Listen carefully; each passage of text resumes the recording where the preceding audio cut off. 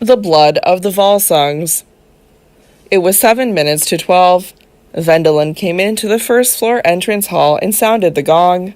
Dressed in violet knee breeches and with his feet firmly planted on a prayer rug pale with age, he belabored the metal disc with his drumstick. The brazen din, savage and primitive out of all proportion to its purport, resounded through the drawing rooms to left and right, the billiard room, the library, the winter garden, up and down through the house. It vibrated through the warm and even atmosphere, heavy with exotic perfume. At last the sound ceased, and for another 7 minutes Wendelin went about his business while Florian in the dining room gave the last touches to the table.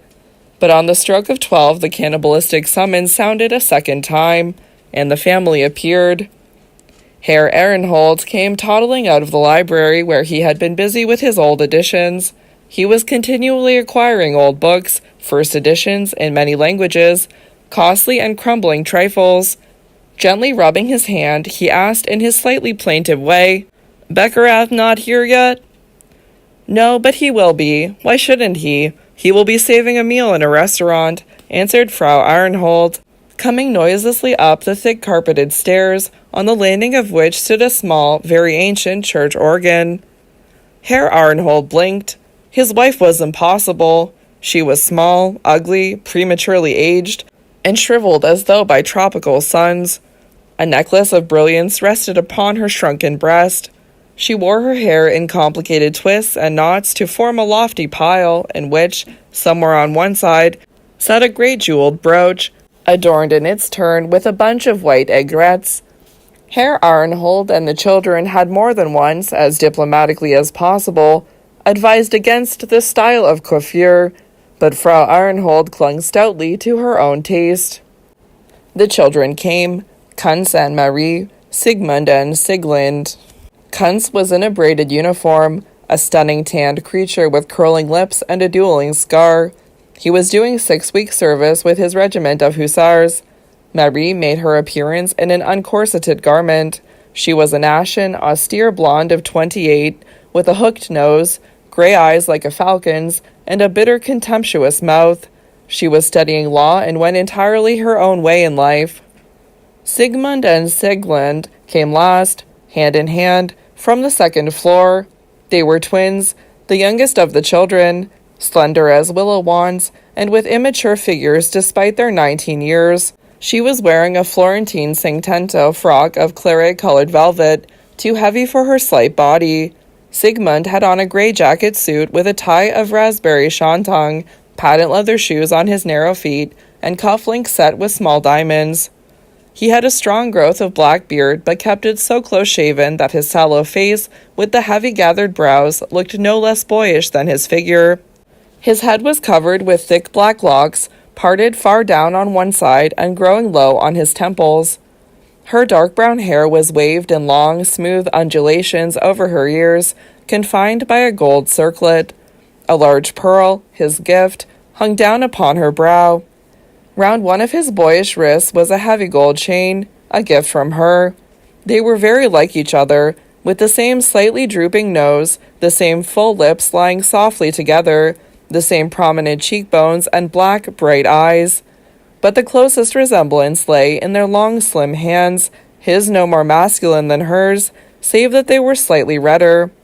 And they went always hand in hand, untroubled by the fact that the hands of both tended to become sweaty. The family stood about a while in the lobby, scarcely speaking. Then von Beckerath appeared. He was engaged to Sieglind. Wendelin opened the door to him, and as he entered in his black frock coat, he excused himself on all sides for his tardiness. He was a senior civil servant and came of a good family. He was short of stature, with a pointed beard and a very yellow complexion, like a canary. His manners were punctilious.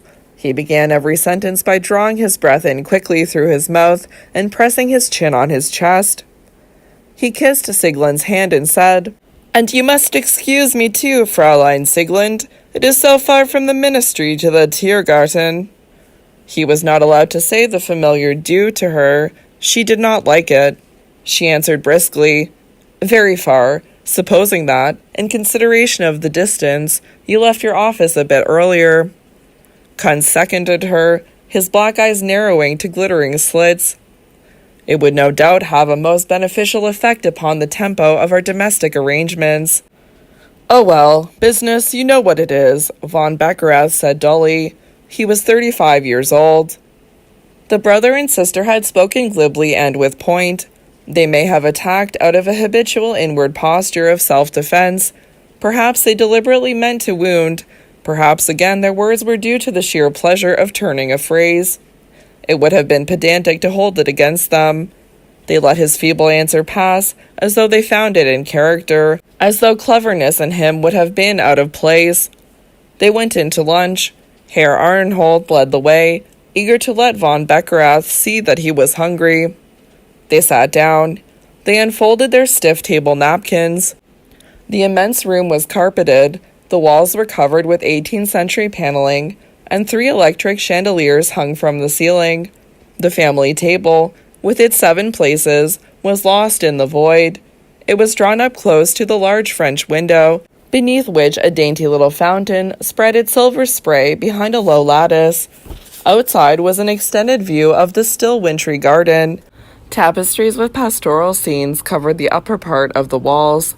They, like the paneling, had been part of the furnishings of a French chateau. The dining chairs were low and soft and cushioned with tapestry. A tapering glass vase holding 2 orchids stood at each place, on the glistening, spotless, faultlessly ironed damask cloth. With careful, skinny hands, Herr Ehrenhold settled the pince-nez halfway down his nose, and with a mistrustful air read the menu, 3 copies of which lay on the table. He suffered from a weakness of the solar plexus, that nerve center which lies at the pit of the stomach and may give rise to serious distress. He was obliged to be very careful what he ate. There was bouillon with beef marrow, sole au vin blanc, pheasant, and pineapple. Nothing else. It was a simple family lunch, but it satisfied Herr Ehrenhold. It was good, light, nourishing food. The soup was served. A dumbwaiter above the sideboard brought it noiselessly down from the kitchen, and the servants handed it round, leaning forward, concentration written all over their faces in a kind of passionate service. The tiny cups were of translucent porcelain. Whitish morsels of marrow floated in the hot golden liquid. The warmth of the soup caused Herr Ehrenhold to bring up a little wind. He carried his napkin cautiously to his mouth and cast after a means of expressing what was on his mind. "Have another cup, Beckerath," he said. "A working man has a right to his comforts and his pleasures. Do you really like to eat? Really enjoy it, I mean? If not, so much the worse for you. To me, every meal is a little celebration. Somebody said that life is beautiful, in that it is arranged so that we can eat 4 times a day. He's my man. But to do justice to the arrangement, one has to preserve one's youthful receptivity, and not everybody can do that. We get old. Well, we can't help it. But the thing is to keep things fresh and not get used to them. For instance," he went on, putting a bit of marrow on a piece of roll and sprinkling salt on it, "your situation is about to change. The plane on which you live is going to be a good deal elevated." Von Beckerath smiled. "And if you want to enjoy your new life, really enjoy it, consciously and artistically, you must take care never to get used to your new situation. Habit means death. It is ennui. Don't become settled. Don't let anything become a matter of course. Preserve a childlike taste for the sweets of life. You see, for some years now, I have been able to command some of the amenities of life." Von Beckerath smiled. "And yet, I assure you, every morning that God lets me wake up, I have a little thrill because my bed cover is made of silk. That is what it is to be young. I know perfectly well how I did it, and yet I can look round me and feel like an enchanted prince." The children exchanged looks, so openly that Herr Ehrenhold could not help seeing it. He became visibly embarrassed. He knew that they were united against him, that they despised him, for his origins, for the blood which flowed in his veins and through him in theirs, for the way he had earned his money, for his fads, which in their eyes were unbecoming, for his valetudinarianism, which they found equally annoying, for his weak and whimsical loquacity, which in their eyes traversed the bounds of good taste. He knew all this, and in a way conceded that they were right. But after all, he had to assert his personality, he had to lead his own life, and above all, he had to be able to talk about it. That was only fair. He had proved that it was worth talking about. He had been a worm, a louse if you like, but just as his capacity to realize it so fully, with such vivid self-contempt, had become the ground of that persistent, painful, never-satisfied striving which had made him great, Herr Ehrenhold had been born in an out-of-the-way place in the East, had married the daughter of a well-to-do tradesman, and by means of a bold and shrewd enterprise, of sharp practice on a grand scale which had as its object a new and productive coal-bed, he had diverted a large and inexhaustible stream of gold into his coffers. The fish course descended. The servants hurried with it from the sideboard through the length of the room. They handed round with it a creamy sauce and poured out a Rhine wine that prickled on the tongue. The conversation turned to the approaching wedding between Siegmund and von Beckerath. It was close at hand. It was to take place in the following week. They talked about the trousseau, about plans for the wedding journey to Spain. Actually, it was only Herr Ehrenhold who talked about them, supported by von Beckerath's polite acquiescence. Frau Ehrenhold ate greedily, and as usual contributed nothing to the conversation save some rather pointless questions. Her speech was interlarded with guttural words and phrases from the dialect of her childhood days. Marie was full of silent opposition to the church ceremony which they planned to have. It affronted her highly enlightened convictions. Herr Ehrenhold was also privately unenthusiastic about the wedding ceremony. Von Beckerath was a Protestant, and in Herr Ehrenhold's view, Protestant ceremonial was without any aesthetic value. If von Beckerath had belonged to the Catholic faith, now that would have been a different matter altogether. Kuhn said nothing, because when von Beckerath was present, he always felt annoyed with his mother, and neither Siegmund nor Sieglinde displayed any interest. They held each other's narrow hands between their chairs. Sometimes their gaze sought each other's, melting together in an understanding from which everybody else was shut out. Von Beckerath sat next to Sieglinde on the other side. 50 hours, said Herr Ehrenhold, and you are in Madrid if you like. That is progress. It took me 60 by the shortest way. I assume that you prefer the train to the sea route via Rotterdam. Von Beckerath hastily expressed his preference for the overland route. But you won't leave Paris out. Of course, you could go direct to Lyons, and Sieglinde knows Paris. But you should not neglect the opportunity. I leave it to you whether or not to stop before that. The choice of the place where the honeymoon begins should certainly be left to you. Sieglinde turned her head, turned it for the first time towards her betrothed, quite openly and unembarrassed, careless of the lookers-on. For quite 3 seconds she bent upon the courteous face beside her the wide-eyed, questioning, expectant glance of her sparkling black eyes, a gaze as vacant of thought as any animal's. Between their chairs she was holding the slender hand of her twin, and Siegmund drew his brows together till they formed 2 black furrows at the bridge of his nose. The conversation veered and tagged to and fro. They talked of a consignment of cigars which had just come by Herr Ehrenhold's order from Havana, packed in zinc. Then it circled round a point of purely abstract interest brought up by Kuntz, namely whether, if A were the necessary and sufficient condition for B, B must also be the necessary and sufficient condition for A. They argued the matter. They analyzed it with great ingenuity. They gave examples. They lost the thread more and more, attacked each other with steely and abstract dialect, until feelings began to run just a little high. Marie had introduced a philosophical distinction, that between the actual and the causal principle. Kuntz told her, with his nose in the air, that causal principle was a pleonasm. Marie, in some annoyance, insisted upon her terminology. Herr Ehrenhold straightened himself, with a bit of bread between thumb and forefinger, and prepared to elucidate the whole matter. He suffered a complete rout. The children joined forces to laugh him down. Even his wife jeered at him. "What are you talking about?" she said. "Where did you learn that? You didn't learn much." Von Beckerath pressed his chin on his breast, opened his mouth, and drew in breath to speak, but they had already passed on, leaving him hanging. Siegmund began, in a tone of ironic amusement, to speak of an acquaintance of his, a child of nature whose simplicity was such that he had managed to remain in ignorance of the difference between an ordinary jacket and a dinner jacket. This Parsifal actually talked about a checked dinner jacket. Kuntz knew an even more pathetic case, a man who went out to tea in a dinner jacket. "Wearing a dinner jacket in the afternoon," Siegmund said, making a face. "Only animals do that."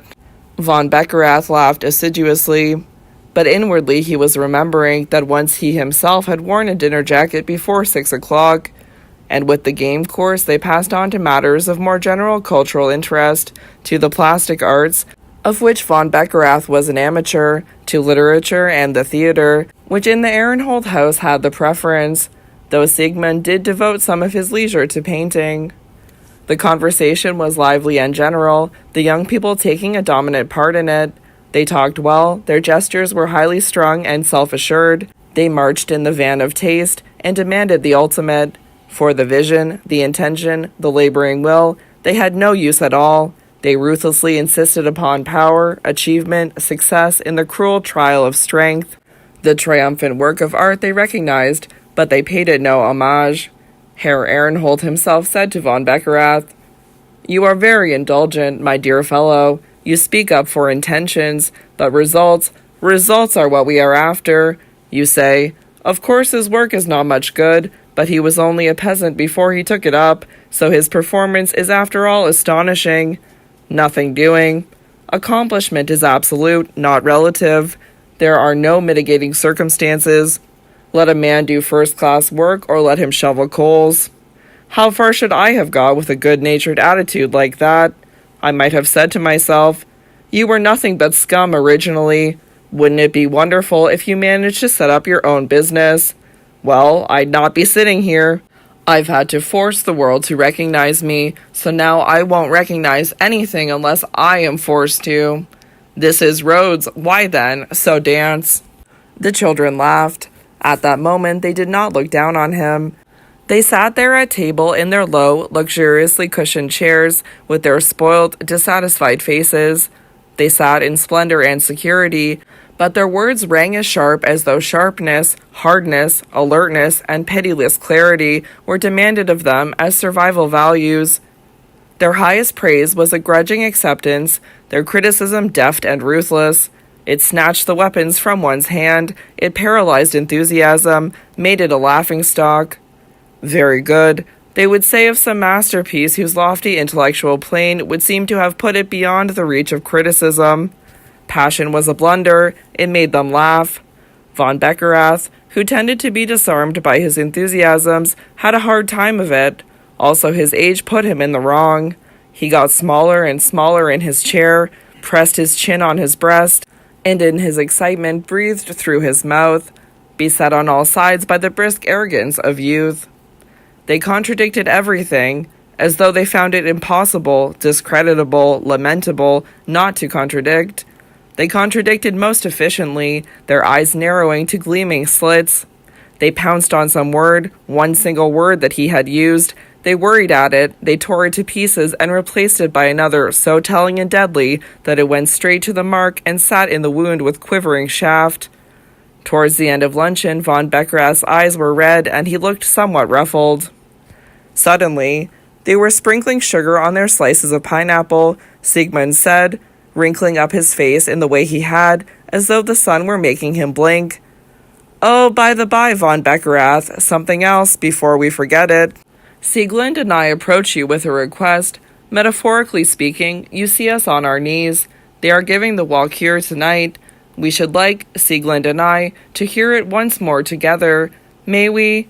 We are of course aware that everything depends upon your gracious favor." "How thoughtful," said Herr Ehrenhold. Kuntz strummed the hunting motif on the cloth. Von Beckerath was overcome at anybody asking his permission about anything. He answered eagerly, "But by all means, Siegmund, and you too, Siegmund. I find your request very reasonable. Do go, of course. In fact, I shall be able to go with you. There is an excellent cast tonight." All the Ehrenholds doubled up over their plates to hide their laughter. Von Beckerath, shut out and blinking in his desperate attempt to find his bearings, joined in their amusement as best he could. Sigmund hastened to say, "Oh, well, actually, it's a rather poor cast, you know. For the rest, be assured of our gratitude, but I am afraid there is a slight misunderstanding.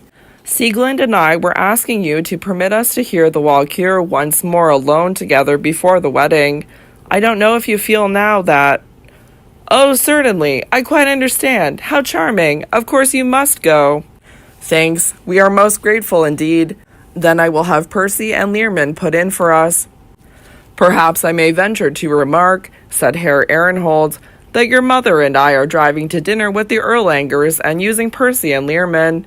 You will have to condescend to the brown coupe and Bal and Zampa." "What about seats?" asked Kunz. "Bought them long ago," said Sigmund, tossing back his head. They all laughed, all staring at the bridegroom. Herr Ehrenhold unfolded with his fingertips the paper of a belladonna powder and shook it carefully into his mouth. Then he lighted a fat cigarette, which presently spread abroad a priceless fragrance. The servants sprang forward to draw back the chairs as he and Frau Ehrenhold rose. The order was given to serve coffee in the winter garden. Kunz, in a sharp voice, ordered his dog-cart brought round. He would drive to the barracks. Sigmund was dressing for the opera. He had been dressing for an hour. He had an abnormal and constant need for cleansing, to such an extent that he spent a considerable part of his time at the wash-basin. He stood now in front of his large empire mirror with the white enameled frame, dipped a powder puff in its embossed box, and powdered his freshly shaven chin and cheeks. His beard was so strong that when he went out in the evening, he was obliged to shave a second time. He presented a colorful picture as he stood there, in rose-tinted silk drawers and socks, red morocco slippers, and a quilted smoking jacket in a dark pattern with lapels of gray fur. For background, he had his large bedroom, full of all sorts of elegant and practical white enameled devices. Beyond the windows was a misty view over the treetops of the Tiergarten. It was growing dark. He turned on the circular arrangement of electric bulbs in the white ceiling. They filled the room with soft milky light. Then he drew the velvet curtains across the darkening panes. The light was reflected from the liquid depths of the mirrors in wardrobe, washstand, and dressing table. It flashed from the polished bottles on the tile-inlaid shelves. And Sigmund continued to work on himself. Now and then some thought in his mind would draw his brows together till they formed two black furrows over the bridge of the nose. His day had passed as his days usually did, vacantly and swiftly. The opera began at 6:30, and he had begun to change at 4:30, so there had not been much afternoon. He had rested on his chaise lounge from 2 to 3, then drunk tea and employed the remaining hour sprawled in a deep leather armchair in the study which he shared with Kunz, reading a few pages in each of several new novels. He had found them pitiably weak on the whole, but he had sent a few of them to the binders to be artistically bound in choice bindings for his library. He had, though, done some work in the morning. He had spent the hour from 10 to 11 in the atelier of his professor, an artist of European repute, who was developing Sigmund's talent for drawing and painting, and receiving from Herr Ehrenhold 2,000 marks a month for his services. But what Sigmund painted raised nothing more than an indulgent smile. He knew it himself. He was far from having any glowing expectations in his talent as an artist. He was too shrewd not to know that the conditions of his existence were not the most favorable in the world for the development of a creative gift. The accoutrements of life were so rich and varied, so elaborate, that almost no place at all was left for life itself. Each and every single accessory was so costly and beautiful that it had an existence above and beyond the purpose it was meant to serve, confusing the observer and absorbing attention. Sigmund had been born into superfluidity. He was perfectly adjusted to it. And yet it was a fact that this superfluidity never ceased to thrill and occupy him, to give him constant pleasure. Whether consciously or not, it was with him as with his father, who practiced the art of never getting used to anything. Sigmund loved to read. He strove after the word and the spirit as after a tool which a profound instinct urged him to grasp.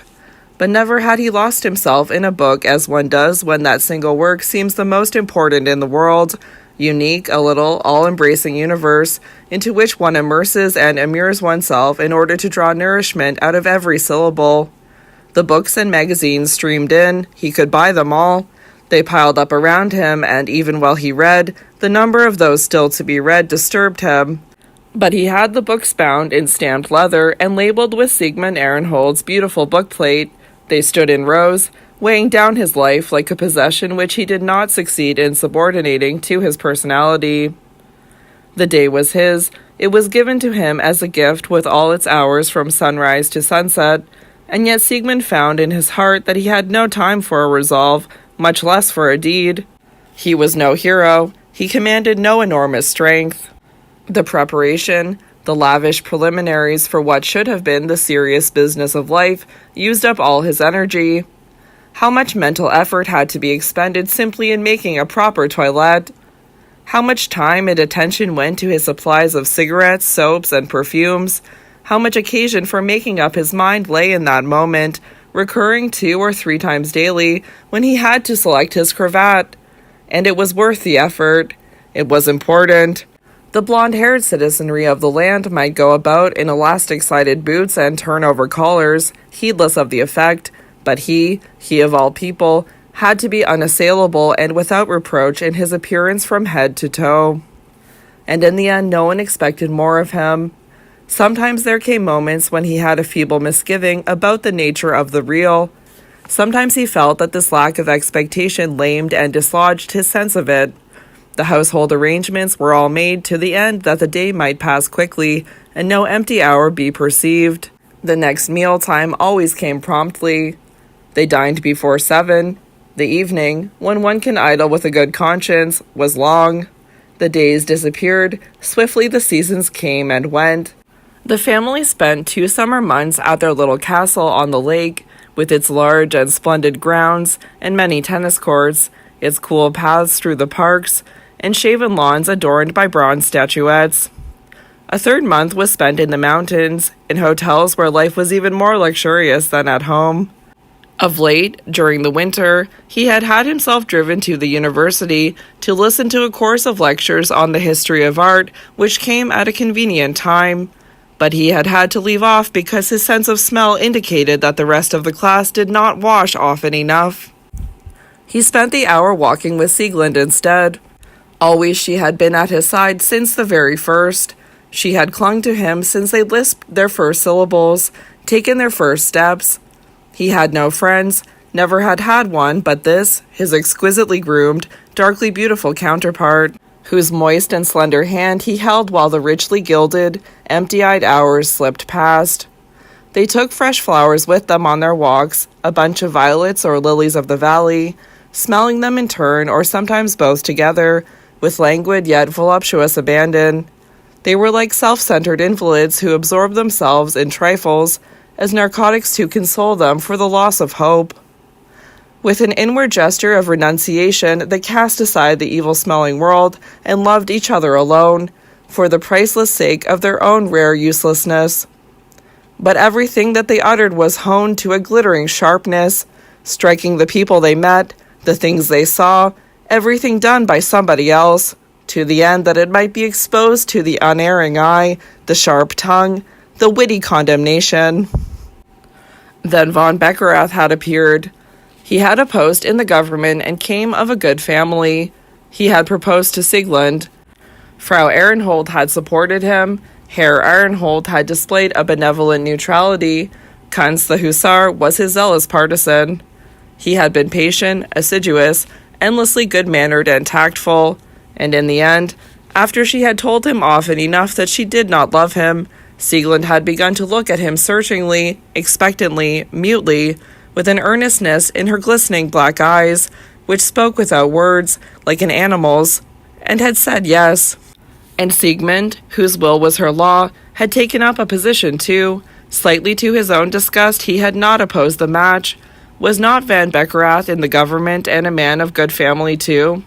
Sometimes he wrinkled his brows over his toilette until they made 2 heavy black furrows at the bridge of his nose. He stood on the white bearskin which stretched out its claws beside the bed. His feet were lost in the long, soft hair. He sprinkled himself lavishly with toilette water and took up his dress shirt. The starched and shining linen glided over his yellowish torso, which was as lean as a young boy's and yet shaggy with black hair. He arrayed himself further with black silk drawers, black silk socks, and heavy black silk suspenders with silver buckles, put on the well-pressed trousers of silky black cloth, fastened the white silk braces over his narrow shoulders, and with one foot on a stool began to button his shoes. There was a knock on the door. "May I come in, Gigi?" asked Sigmund. "Yes, come in," he answered. She was already dressed in a frock of shimmering sea-green silk, with a square neck outlined by a wide band of écru embroidery. Two embroidered peacocks facing each other above the girdle held a garland in their beaks. Her dark brown hair was unadorned, but a large egg-shaped precious stone hung on a thin pearl chain against her bare skin, the color of smoked meerschaum. Over her arm she carried a scarf heavily worked with silver. "I am unable to conceal from you," she said, "that the carriage is waiting." He parried at once, and I have no hesitation in replying that it will have to wait patiently 2 minutes more. It was at least 10. She sat down on the white velvet chaise lounge and watched him at his labors. Out of a rich chaos of ties, he selected a white piqué band and began to tie it before the glass. "Beckerath," she said, "wears colored cravats crossed over the way they wore them last year." "Beckerath," he said, "is the most banal being into whose existence it has been my misfortune to gain some insight." Turning to her quickly, he added, "Moreover, you will do me the favor of not mentioning that Teuton's name to me again this evening." She gave a short laugh and replied, "You may be sure it will not be a hardship." He put on the low-cut piqué waistcoat and drew his tailcoat over it, the soft silk lining caressing his hands as they passed through the sleeves. "Let me see which buttons you have chosen," said Sigmund. They were the amethyst ones, shirt studs, cufflinks, and waistcoat buttons, a complete set. She looked at him admiringly, proudly, adoringly, with a world of tenderness in her dark, shining eyes. He kissed the lips lying so softly on each other. They spent another minute on the chaise lounge in mutual caresses. Quite soft you are again," she said, stroking his shaven cheeks. "Your little arms feel like satin," he said, running his hand down her tender forearm. He breathed in the violet odor of her hair. She kissed him on his closed eyelids. He kissed her on the throat where the pendant hung. They kissed one another's hands. They loved one another sweetly, sensually, for sheer mutual delight in their own well-groomed, pampered, expensive smell. They played together like puppies, biting each other with their lips. Then he got up. "We mustn't be too late today," he said. He turned the top of the perfume bottle upside down on his handkerchief one last time, rubbed a drop into his narrow red hands, took his gloves, and declared himself ready to go. He put out the light and they went along the red-carpeted corridor hung with dark old oil paintings and down the steps past the little organ.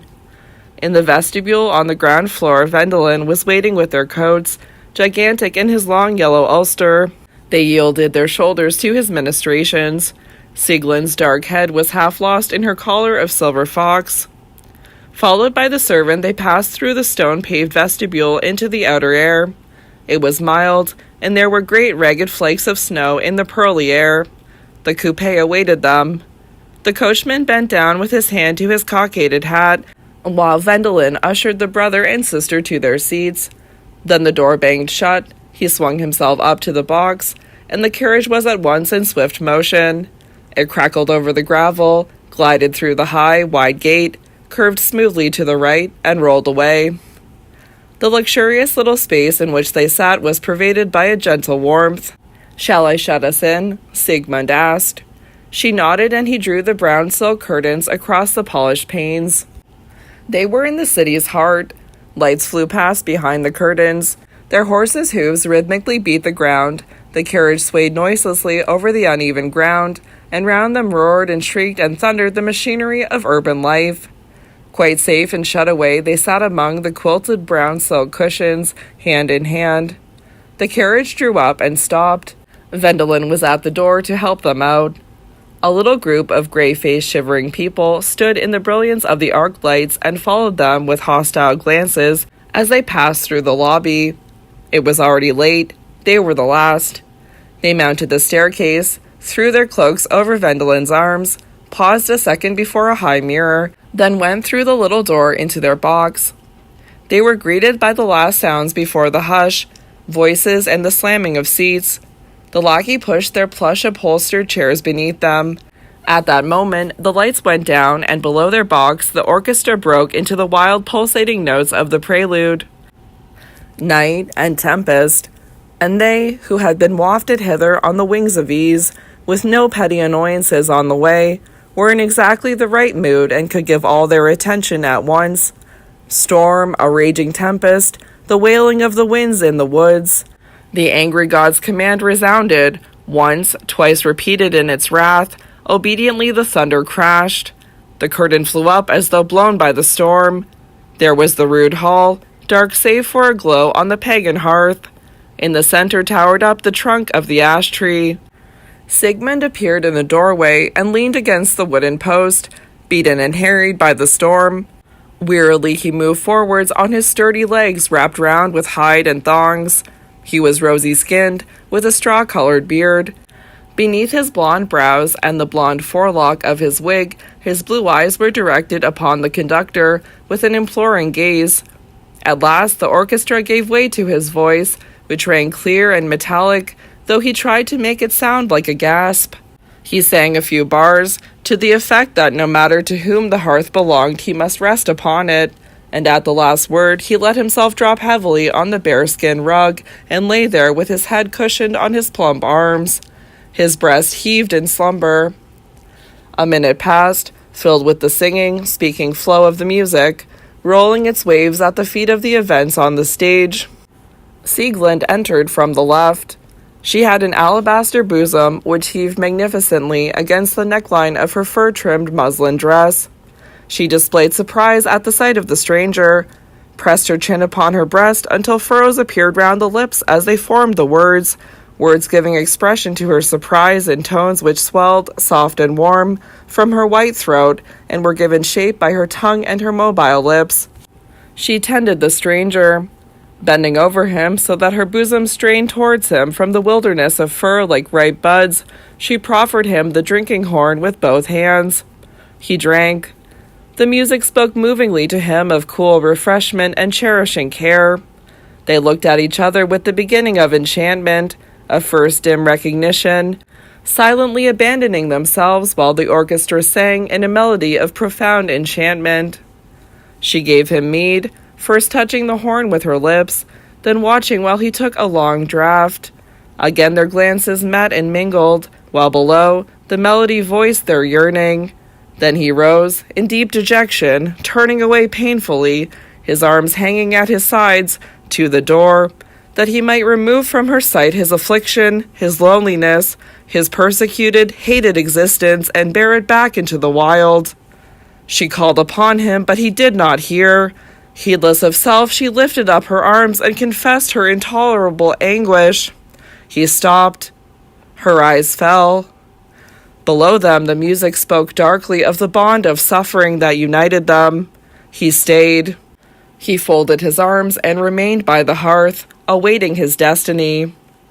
Announced by his pugnacious motif, Hundig entered, paunchy and knock-kneed, like a cow. His beard was black with brown tufts. He stood there frowning, leaning heavily on his spear, and staring ox-eyed at the stranger guest. But as the primitive custom would have it, he bade him welcome in an enormous, rusty bass. Sieglind laid the evening meal.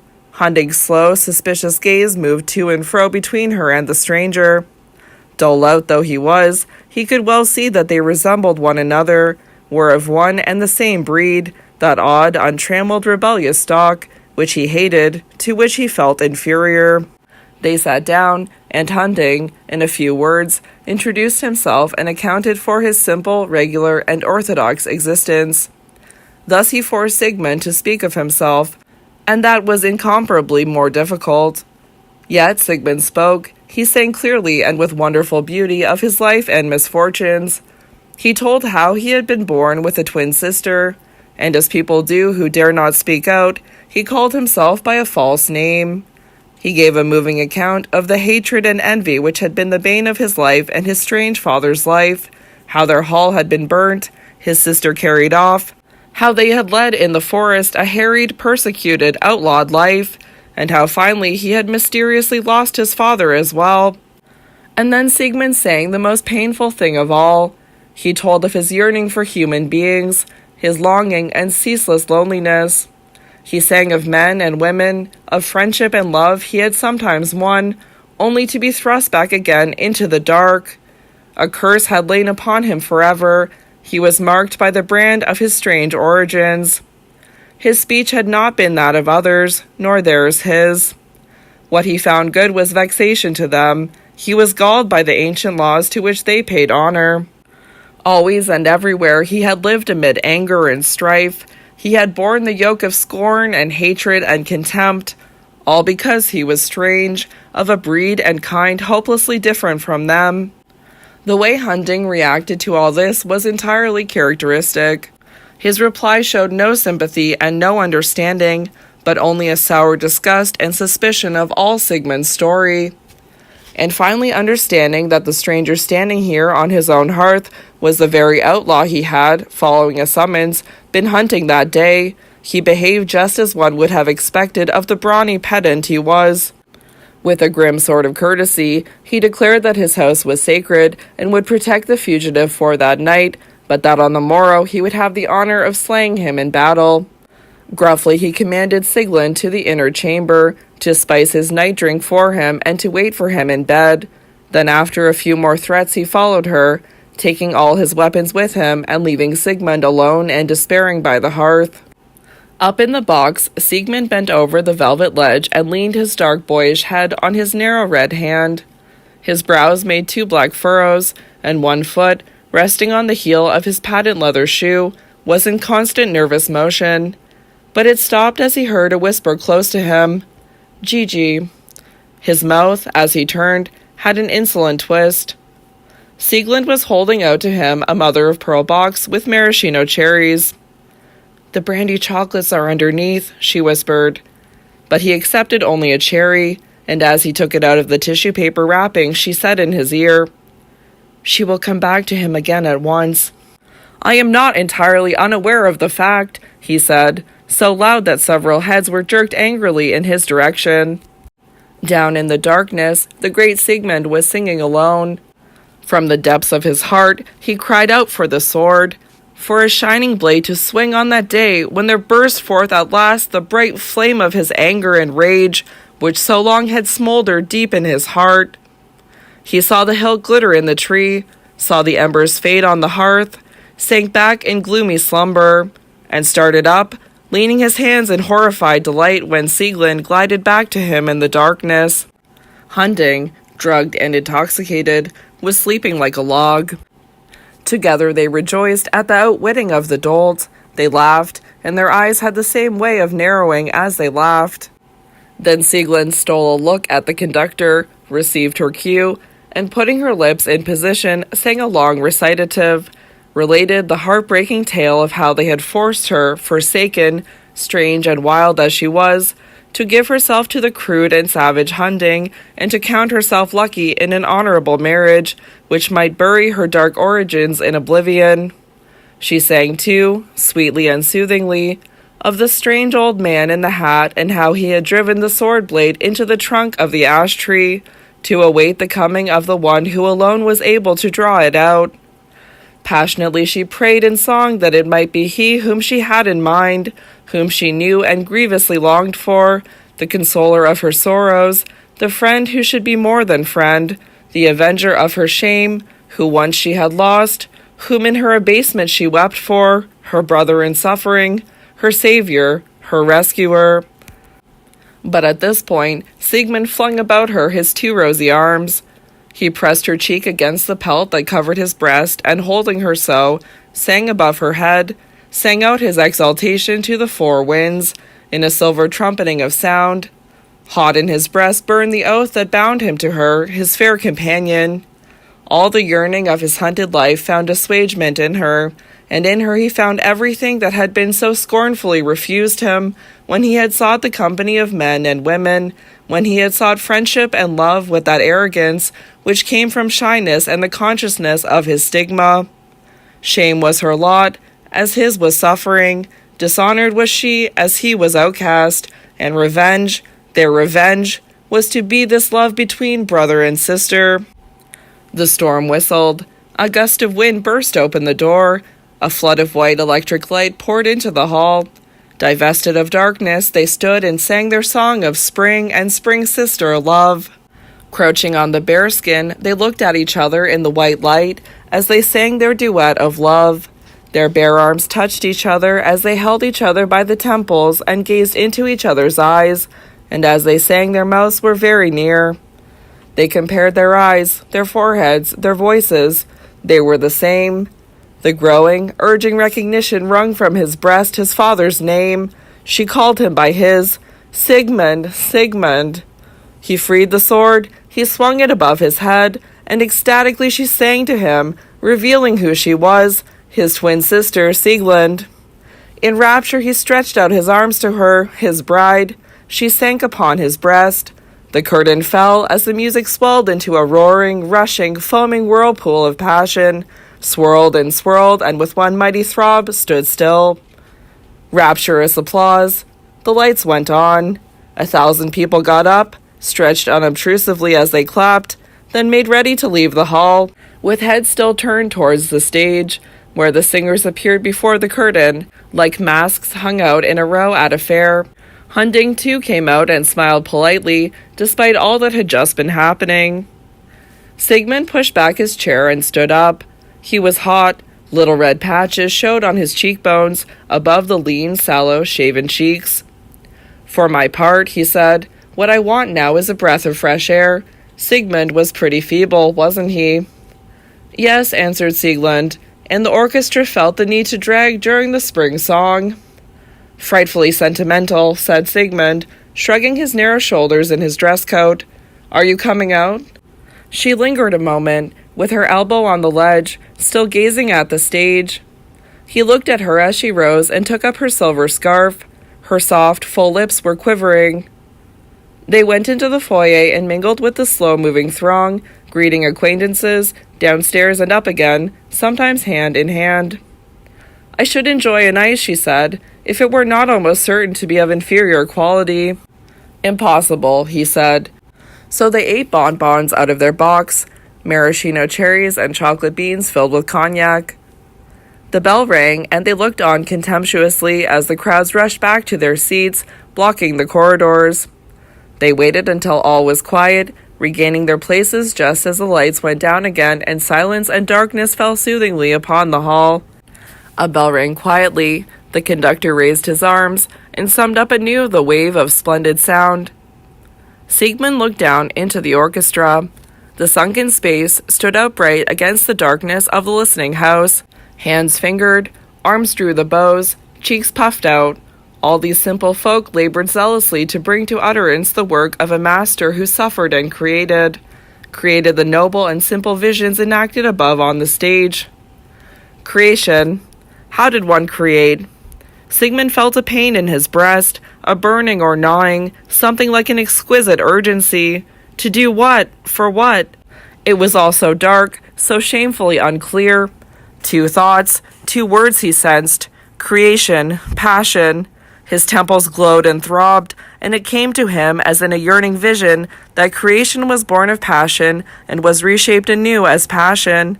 He saw the pale, spent woman hanging on the breast of the fugitive to whom she had given herself.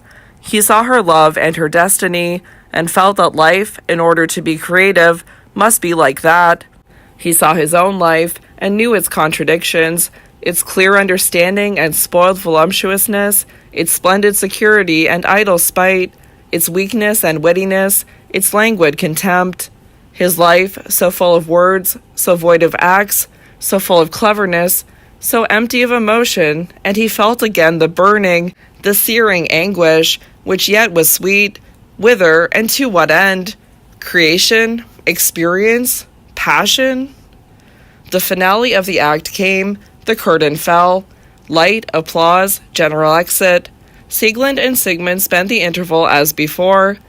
They scarcely spoke as they walked hand in hand through the corridors and up and down the steps. She offered him the liquor chocolates, but he did not take any. She looked at him, but withdrew her gaze as his rested upon her, walking rather constrained at his side and enduring his eye.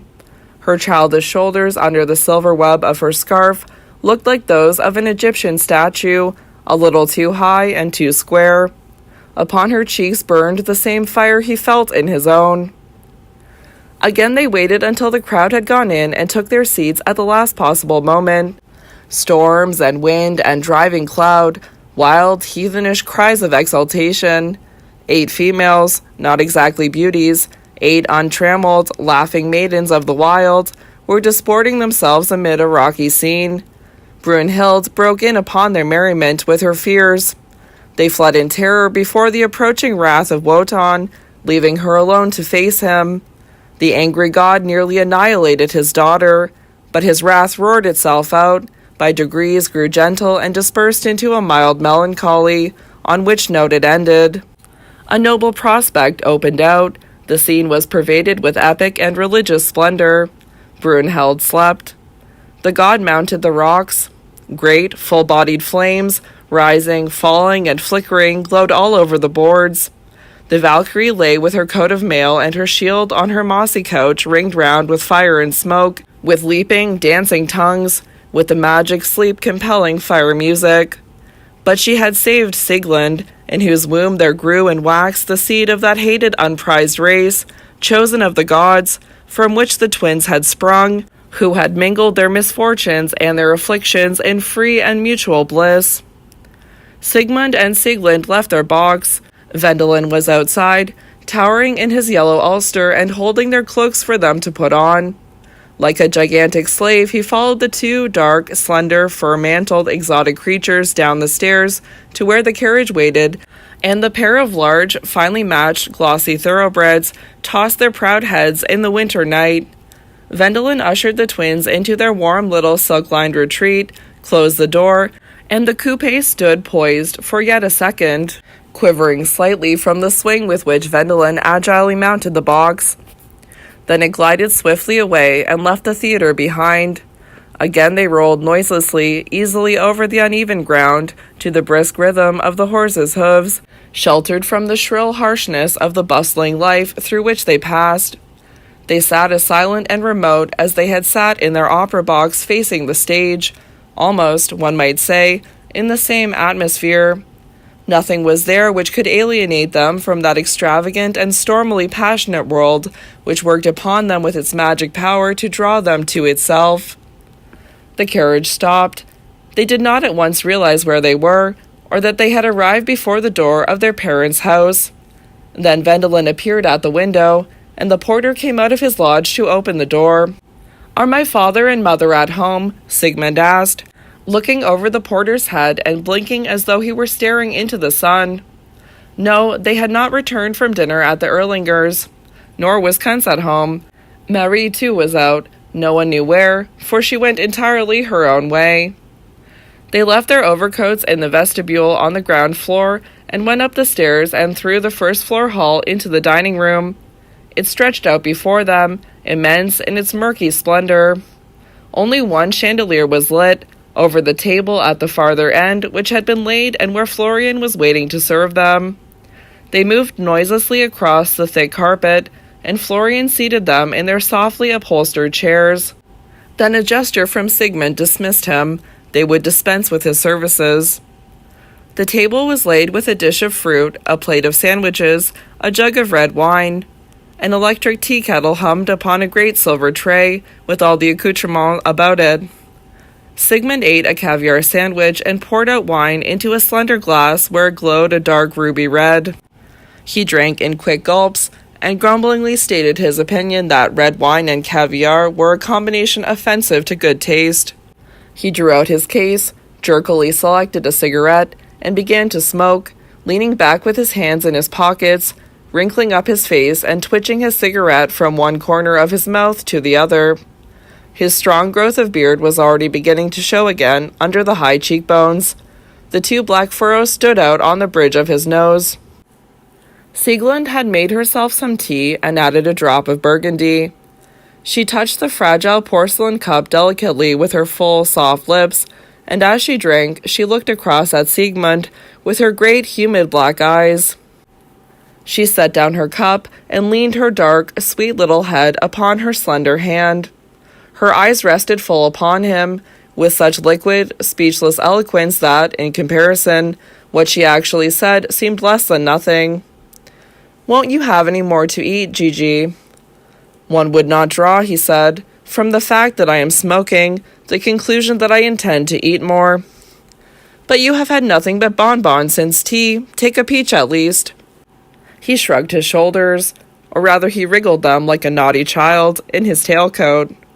"This is boring. I am going upstairs. Good night." He finished his wine, tossed away his table napkin, and slouched away, with his hands in his pockets, into the darkness at the other end of the room. He went upstairs to his room, where he turned on the light, not much, only 2 or 3 bulbs, which made a wide white circle on the ceiling. Then he stood considering what to do next. The good night had not been final. This was not how they were used to take leave of each other at the close of the day. She was sure to come to his room. He flung off his coat, put on his fur-trimmed smoking jacket, and lighted another cigarette. He lay down on the chaise lounge, sat up again, tried another posture, with his cheek in the pillow, threw himself on his back again, and so remained a while, with his hands under his head. The subtle, bitter scent of the tobacco mingled with that of the cosmetics, the soaps, and the toilet waters. Their combined perfume hung in the tepid air of the room, and Sigmund breathed it in with conscious pleasure, finding it sweeter than ever. Closing his eyes, he surrendered to this atmosphere, as a man will console himself with some delicate pleasure of the senses for the extraordinary harshness of his lot. Then suddenly he started up again, tossed away his cigarette, and stood in front of the white wardrobe, which had long mirrors let into each of its 3 divisions. He moved very close to the middle one and, eye to eye, he studied himself. His curiosity subjected each feature to a meticulous examination. He opened the 2 side wings and studied both profiles as well. For a long time he stood there, scrutinizing the signs of his race, the slightly drooping nose, the full lips that rested so softly on each other, the high cheekbones, the thick black curling hair that grew far down on the temples and parted so decidedly on one side. Finally, the eyes under the knit brows, those large black eyes that flowed like fire and had an expression of weary sufferance. In the mirror, he saw the bearskin lying behind him, spreading out its claws beside the bed. He turned round and went over to it with tragic, stumbling steps. After a moment of hesitation, he sank down and stretched out on the skin, his head pillowed on his arm. For a while he lay motionless, then propped his head on his elbows, with his cheeks resting on his slim reddish hands, and fell again into contemplation of his image opposite him in the mirror. There was a knock on the door. He started, reddened, and moved as though to get up, but sank back again, his head against his outstretched arm, and stopped there, silent. Sieglinde entered. Her eyes searched the room, without finding him at once. Then with a start she saw him lying on the rug. "Gigi, whatever are you doing there? Are you ill?"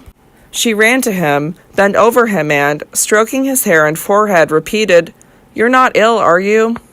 He shook his head, looking up at her from below as she continued to caress him.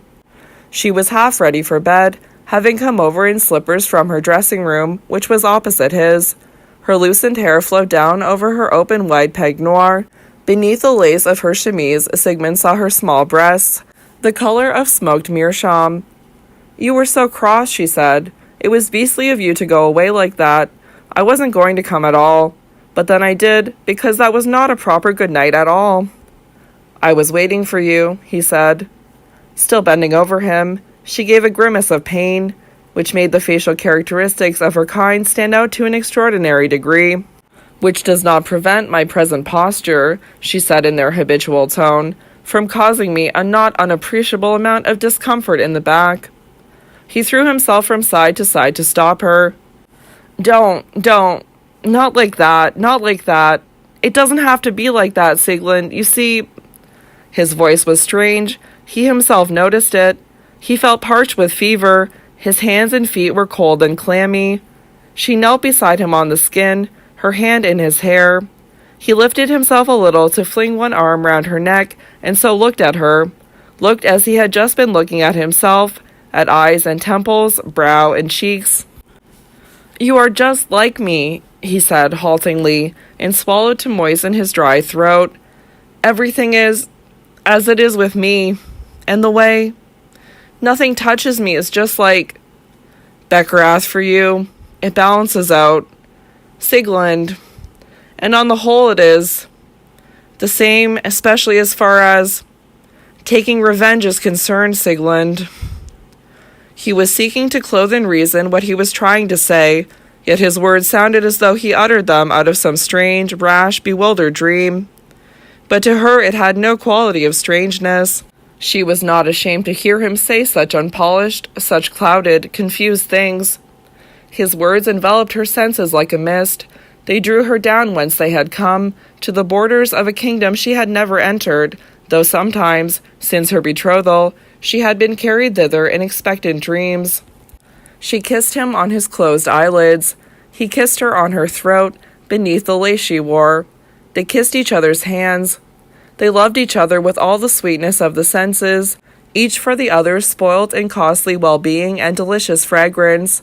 They breathed it in, this fragrance, with languid and voluptuous abandon, like self-centered invalids, consoling themselves for the loss of hope.